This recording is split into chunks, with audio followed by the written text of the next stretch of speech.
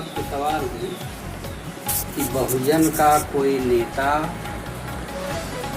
तो आज तक ये जनमानस मानवर कांशीराम के विचारों के अनुसार बहुजन का नेता महान मायावती जी को माना गया था। लेकिन उन्होंने बहुजन का नेता क्या, वो तो सर्वजन की नेता भी हो गई। बहुजन शब्द तो दिया हुआ ये शब्द है, सबका सुख और सबका ये दुख का ध्यान देना। बहुजन हिताय बहुजन सुखाय तथागत गौतम बुद्ध की वाणी है। और तथागत गौतम बुद्ध ने बहुजन के साथ सर्वजन नहीं जोड़ा था। उनकी सोच थी तथागत गौतम बुद्ध की कि बहुजन ही जो है दबा कुचला है और वह एकदम परिस्थितियाँ उसकी खराब है और शिक्षा और सारी की सारी चीज़ों से वो दबा है। तो उस दबे हुए लोगों का वो हम के सुख की बात, उसके कष्टों के निवारण के लिए कोई न कोई उपाय सोचे, यही बहुजन था। और जब से सर्वजन हो गया और सर्वजन हो जाने के बाद थोड़ी शंका होने लगी कि सर्वजन माने तो तथागत गौतम बुद्ध तो नहीं कहा था सर्वजन का। उनकी दृष्टि बहुत ही ऊंची थी, उनकी सोच थी कि सर्वजन तो सब कुछ ही संपन्न है। सर्वजन को उन्होंने नकारा नहीं, लेकिन उन्होंने उनकी सोच थी कि सर्वजन तो सब कुछ संपन्न है, उसको हमको कुछ देने की जरूरत नहीं। जिसके पास कुछ नहीं है वही लोकतंत्र के अर्थ में हम उसी को कुछ दें। इसीलिए लोकतंत्र में समता, स्वतंत्रता, बंधुत्व, न्याय और भाईचारे की बात कही गई थी। सर्वजन तो एकदम जो है सबसे संपन्न है, वो अपना हक हिस्सा ले लेगा। ये जो वंचित समाज था, वंचित समाज को सदियों से उसका हक हिस्सा छीना गया है। छीने हुए गए हिस्से को देने के लिए तथागत गौतम बुद्ध ने इस शब्द को रखा था, बहुजन हिताय बहुजन सुखाय, और उसमें सर्वजन जोड़ देना मेरे समझ से उचित नहीं। तो क्या समझा जाए कि बहन जी आज बहुजन नेता नहीं है? जिस तरह की उनकी लुक्का छिपी है, उस लुक्का छिपी से वो बहुजन के अंदर जो है का वो प्रवृत्त चरित्र दिखाई नहीं देता। और ये सत्य है कि वही नेता जो है नेतृत्व को जो है सही ढंग से प्रभावित करता है, जो किसी से भयभीत न हो। और एक दिन जो है बहन मायावती के विचारों को सुनकर के हमको भी प्रसन्नता हुई थी। उन्होंने ये कहा था कि मैं एक उदाहरण रखूंगा कि ताकि वहाँ अफ्रीका का राष्ट्रपति नेल्सन मंडेला ने 22 वर्ष जेल में रहा, लेकिन अत्याचार का विरोध करता रहा। और अत्याचार का विरोध करने के बाद 22 वर्ष के बाद वो पुनः जो है राष्ट्रपति हुआ। वहाँ की जनता ने उसको सलाखों कर लिया। अभी आप सुने होंगे तमिलनाडु की घटना को, जयललिता जी मरी, तो जयललिता के मरने पर सभा दबा कुचला और सर्वहारा में सैकड़ों कई सौ हजारों की संख्या में लोग मर गए। इसलिए मरे कि वो गरीबों और यतीमों के लिए अपना सब कुछ न्यौछावर करने के लिए जो है तैयार थी। और इसीलिए ये जो है सर्वजन के ये सारे के सारे लोग तमिलनाडु में जयललिता के लिए माता जी करके छाती पीट करके। आज सारे लोगों के मुंह से निकल रहा है कि बहुजन बहन जी तो अपनी संपत्ति बचाने के लिए और भाजपा के साथ लुक्का छिपी जो कर रही हैं, वह बात सर्वजन को, सारी जनता को पसंद नहीं आ रहा है। इसलिए जो आज की स्थिति हुई है, जो गिरावट हुई है, जो लोकतंत्र का दमन हुआ है, वह इसी लुक्का छिपी के बाद कोई नेता दिखाई नहीं देता है। मानने को तो वो बहन जी का नाम चलता ही है, 4 बार मुख्यमंत्री रही, लेकिन जो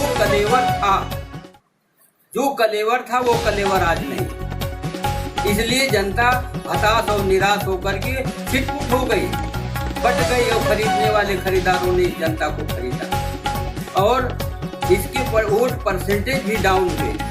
आने वाला दिन तो मैं नहीं कह सकता कि आने वाला दिन क्या होगा, लेकिन ये जरूर है कि आने वाला दिन इससे बहुत अच्छा दिखाई नहीं दे रहा है। क्योंकि जब नीति, नियत और नेता ये तीनों सही रहते हैं तभी नेतृत्व पनपता है और तभी लोग अपनी कुर्बानी देने के लिए जनता तैयार रहती है। लेकिन जनता देखा कि जो लुक्का छिपी है, जो भाजपा को जो है बहुत ही तवज्जो देना है और भाजपा के पीछे पीछे रहना है और न कभी मैदान में आना जनता तो नेता चाहती है, न गलत कार्यों का विरोध चाहती है। कि जो गलत कार्य हो रहा, लोकतंत्र में जब तक विरोध पक्ष मजबूत नहीं होगा तब तक लोकतंत्र कभी सफल नहीं होगा। और विरोध माने चुटकी लगा के केवल वोट के दिन जो है बोल देना, ये कोई माने नहीं रखता है। इससे जनता के बीच में आकर के कुर्बानी देने की जरूरत है, उसका अभाव दिखाई दे रहा है। इसलिए कुछ जो है लोगों में मनहूसी और जो है निराशा के बिंदु दिखाई दे रहे हैं। लोकतंत्र की परिभाषा है कि जनता द्वारा जनता का जनता के लिए चुनी हुई सरकार वही लोकतांत्रिक कहलाती है।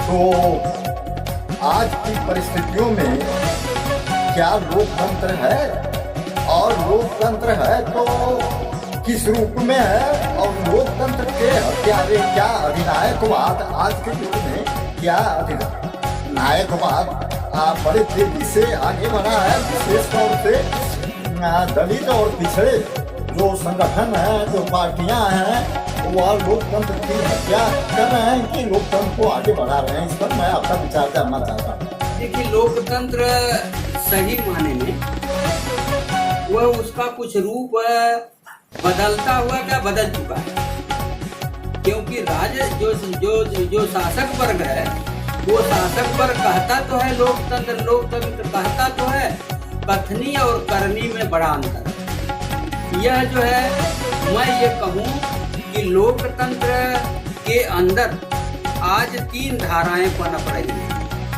3 धाराएं, पूंजीवाद, वो जो है मनुवाद, और वो जो है ये समाजवाद। 3 चीजें मुझे देखने में लग रहा है कि जहाँ 3 चीजें होगी, पूंजीवाद, इसलिए पूंजीवाद की तरफ यह देश अग्रसर होता जा रहा है कि सारी सरकारी संस्थाएं की सारी ये जो है लोगों को पूंजीपतियों के हाथ में दे करके पूंजीपतियों को संपन्न कर देना, यह पूंजीवाद का ही प्रतीक है और यह पूंजीवाद की तरह यह देश जा रहा है। और उसमें विरोध कहीं नहीं हो रहा है कि ये पूंजीपतियों को सड़क पर आ जाना चाहिए कि ये सारी संस्थाएं जो है दे दी जा रही हैं पूंजीपतियों के हाथों में। तो ये जो है इनको कहाँ से हक मिलेगा? पूंजीपति तो जहाँ 50,000 काम करने वाला लेबर है उसको 5,000 में काम कराएगा, उसकी मजबूरी है कि आगे। दूसरी चीज आपको बताना चाहता हूँ कि यह जो है मनुवादी विचारधारा पर ये पार्टी चल रही है। जो आज का लोकतंत्र का जिसके हाथों में सत्ता है शासक वर्ग की, वह पूंजीवादी विचारधाराओं के साथ चल ही रहा है, लेकिन मनुवादी विचारधारा अपने साथ समेटे। मनुवादी इसलिए समेटे हुए है कि मजदूरी यहाँ न कोई कल कारखाने लगे, और मजदूर जो है चलते हैं बम्बई से कोरोना काल में, चलते हैं दिल्ली से, सड़कों पर मरते हैं, उसकी कोई आवाज उठाने वाला नहीं मिला कि सड़कों पर मर गए, घर पर मर गए, यहाँ मर गए। मजदूरों का तो कोई नेता दिखाई नहीं देता है कि मजदूरों के लिए सारे विधेयक किसानों के लिए कुछ हो रहा है, सारे लोगों के लिए हो रहा है, लेकिन मजदूर और अतीम और गरीब किसान और खेतिहर मजदूर के लिए कोई आवाज उठाने वाला नेता इस समय दिखाई नहीं दे रहा है कि वह कुछ बोले। और इसलिए आज तो सरकार यह जो देश की संपत्ति को बेचा जा रहा है लोगों के हाथों में। वो जो गंगा की सफाई में करोड़ों अरबों धन जो है लग रहा है। हालांकि वह धन तो ठीक है सबके लिए, गंगा एक अच्छी नदी है, कोई वो भगवान नहीं है गंगा। जैसे सारी नदियां हैं वैसे गंगा नदी है, और गंगा में सारा देश का सारा संपत्ति सारा धन बहा देना और बहा करके उसी धन को, यहाँ तो मजदूरी की समस्या है, यहाँ गरीबी की समस्या है, यहाँ इतनी मनुष्य है, यहाँ इनके लिए रोजगार की जरूरत है, कल कारखाने की जरूरत है। कोई कल कारखाना नहीं लगा और एक तरह से मजदूरों गरीबों को उपेक्षित भावनाओं के साथ केवल धार्मिक विचारधाराओं की तरफ अग्रसर किया जा रहा है। ये इनकी मनुवादी विचारधारा है। जनता इसे त्रस्त है कि मनुवाद से हमको विचारधारा, पूजा पाठ से, गौ और जो है गंगा की सफाई करने से समाज को क्या मिल रहा है, जो भूखों मर रहा है। मनुष्य की सफाई करो, मनुष्य का जो है ये करो, जो मनुष्य दाने दाने की मर रहा है, भीख मांग रहा है, उसकी तरफ ध्यान दो और धार्मिक भावनाओं की तरफ जो है ये इस जनमानस को आक्रोशित किया जाता है। जब अभी मेला लगेगा, माघ मेला लगेगा, हजारों रेल फ्री हो गया, रोडवेज फ्री हो गया, वहाँ सारी चीजें हो गई, इतना धार्मिक भावनाओं को उबारा जा रहा है। तो इससे साफ है कि यह जो है सरकार जो है टोटल मनोवाद की तरफ आकर्षित होती जा रही है। तीसरी चीज जो है वो जो है समाजवाद का नारा है, नारा दे करके कि सबका साथ, सबका विकास, सबका विश्वास की नारा केवल है। और यदि उनका कल कारखाना छीन लिया गया, यदि सरकारी नौकरी छीन ली गई, यदि सारी संस्थाएं जो है निजीकरण में चला गया, तो गरीब का बेटा को 5 किलो अनाज, 10 किलो अनाज दे करके उसको जो है उसका बेटा जो पढ़ लिख करके नौकरी करता, नौकरी तो मिलना नहीं, कोई 10 किलो से जीवन निर्वाह हो जाएगा, 2000 रुपये से उसके जीवन का प्रवृत्ति हो जाएगी। यह केवल समाजवाद, सबका विकास, सबका विश्वास, सबके साथ, ये केवल दिखावा है और जो है ये केवल धोखा। अभी चुनाव के पहले ये अम्बेडकर जयंती के अवसर पर जगह जगह बाबा साहब की जयंती जगह जगह परिनिर्वाण दिवस मनाया गया, उसमें बहुत सारी बातें छन के आई थी कि हमारे अधिकार जो खत्म हो रहे हैं, उस अधिकार के लिए हम लोगों को सड़कों पर आना चाहिए और बिना सड़क पर आए हमारा कल्याण नहीं। उसका उदाहरण SC/ST एक्ट जो निष्प्रभावी कर दिया गया था सुप्रीम कोर्ट द्वारा, तो ये जितने दलित संगठन थे पार्टियों को छोड़कर वो खुद आंदोलन सड़कों पर उतर आया उसके विरोध में, और उसमें 13 दलितों की हत्याएं हुई और हजारों की संख्या में जेल गए। सरकार बैठ पाई, फिर उसको संसद में बैठक करके और पुनः उस कानून को लागू किया। तो बहन जी का उसके बाद बयान आया कि सड़कों पर उतरने से कोई किसी समस्या का निदान नहीं होने वाला है, सत्ता में आने से होने वाला है। तो आपके पास सत्ता में आने का कौन सा विकल्प है? सड़क पर नहीं उतरेंगी तो कैसे सत्ता में आ जाएंगे? एक बैग सत्ता कोई तो ऐसे जादू छड़ी तो है नहीं कि घुमा दीजिए आप कुर्सी को बैठ जाए। कोई है विकल्प आपके दिमाग में सत्ता में आने का? संघर्ष नहीं, संघर्ष अगर आंदोलन नहीं होगा तो सत्ता में कैसे आएंगे?